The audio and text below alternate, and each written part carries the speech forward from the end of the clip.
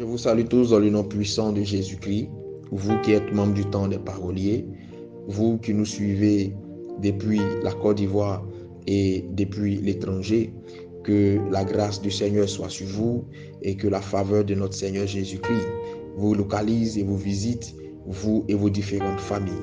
Bienvenue à notre dévotion matinale. Aujourd'hui, nous vous parlerons de l'intimité et de la foi. 1 Jean, le chapitre 5, à son verset 4, déclare ce qui suit. Parce que tout ce qui est né de Dieu triomphe du monde, et la victoire qui triomphe du monde, c'est notre foi. Amen. Être né de Dieu, c'est connaître la conversion réelle. Être né de Dieu, c'est marcher par le Saint-Esprit. Être né de Dieu, c'est se soumettre à la volonté du Seigneur. Marcher sincèrement avec Dieu n'est pas une chose aisée de nos jours. Mais si tu es né de Dieu, si tu es réellement né du Seigneur, il te sera possible, voire facile, de marcher avec lui aussi longtemps que cela pourra être. Naître de Dieu te poussera à développer une intimité véritable avec lui. Avoir une intimité avec Dieu, c'est obéir à sa parole, c'est rechercher constamment sa volonté, c'est faire de son mieux pour lui être agréable au quotidien, c'est passer du temps dans sa présence, c'est aimer tout ce qui a rapport avec son œuvre et avec sa personne. Prier de temps à autre est différent d'avoir une intimité avec Dieu.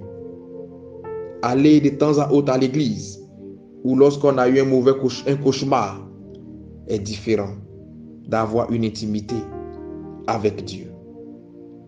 Celui qui n'a pas une réelle intimité avec Dieu sera une proie facile pour le diable et aura une foi fragile, voire de courte durée.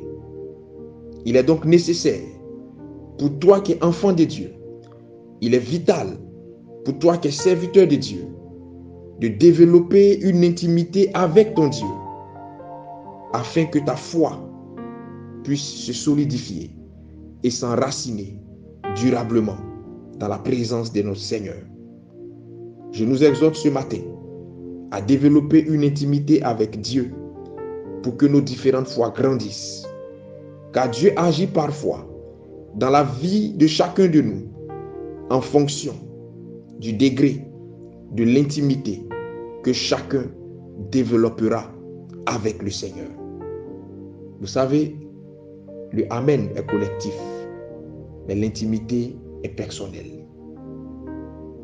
Que chacun comprenne ces choses et que la grâce de Dieu nous aide à aller en eau profonde avec le Seigneur. Je prie ce matin en votre faveur. Éternel mon Dieu, mon roi, je bénis ton nom pour ta parole. Nous avons écouté et nous avons compris que nous avons besoin d'intimité. Nous avons besoin d'aller en eau profonde avec toi, de développer une relation avec toi, afin que notre foi ne défaille point. Éternel mon Dieu, mon roi, je prie que tu nous aides à cela. Là où la paresse, là où la négligence, là où l'amusement et la distraction de ce monde avaient tendance à nous détourner de cette intimité, je prie que tu nous aides à prendre le dessus sur ces choses et à développer une intimité réelle avec toi. Je prie ce matin que tu rebâtisses les murailles de l'intimité de cette personne qui n'arrive plus à prier. Que tu rebâtisses les murailles de l'intimité de cette personne qui a du mal à jeûner. Que tu rebâtisses les murailles de l'intimité de cette personne qui n'a plus le courage ou la force d'ouvrir sa Bible et de la lire. Que tu rebâtisses les murailles de l'intimité de toutes ces personnes qui, à un moment donné, ont connu un temps de relâchement. C'est toi qui crées en nous le vouloir et le faire. Je prie que par ta parole ce matin, tu nous visites et que tu nous aides à aller de l'avant avec toi pour la gloire de ton Saint-Nom. Merci Seigneur parce que tu le fais. Que ton nom soit béni, que ton nom soit élevé. Au nom de Jésus que j'ai prié. Amen.